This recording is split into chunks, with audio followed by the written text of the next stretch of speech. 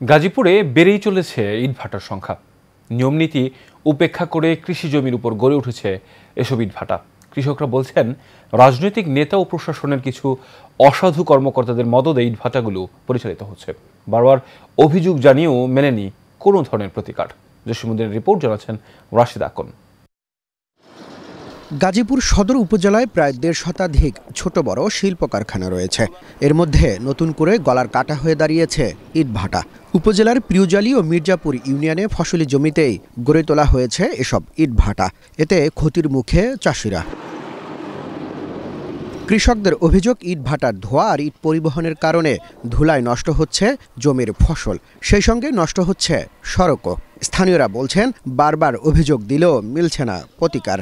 ইট খোলা ধোয়া আসে, মনে করেন গাছপালার আম কিংবা লিচু কোঠাল এলা কোনো ফলতি নাই, কোনো খাবার মতে কোনো জিনিস পাওয়া যায় না। কালো ধোয়াটা আয়া পরে বুড়ো খেতে, এই ধোয়াটা পরানে যে আপনার ধানের মধ্যে সিটি বইরা ওরা ধানের চাউল হয় না। এই কারণে আমাদের এলাকার পরিবেশ ভীষণভাবে অর্থাৎ মারাত্মকভাবে দূষিত হচ্ছে। ওটা গিয়ে খেতে বলে এটা মানে ধানটা হয় গুটি গুটি হয়, আমার খুব বিশাল ক্ষতি হইতেছে। ধানটা তো বহুবার মানে এটা ই করে তো কোনো ফায়দা হয় নাই।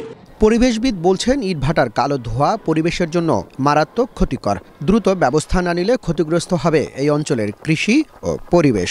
যে এলাকায় ইটভাটা হচ্ছে সেখানে বায়ু দূষণের মাধ্যমে কৃষি জমি সেটা ফসলের অনুপযুক্ত হয়ে যায়।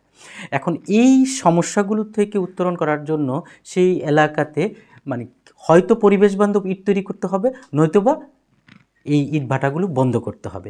যদিও পরিবেশ অধিদপ্তর বলছে, অবৈধ ইটভাটার বিরুদ্ধে অভিযান অব্যাহত রয়েছে।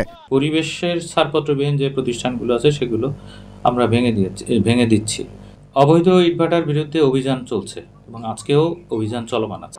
আশ্বাস নয়, ইটভাটাগুলোর বিরুদ্ধে কার্যকর পদক্ষেপ নেয়ার জোর দাবি স্থানীয়দের।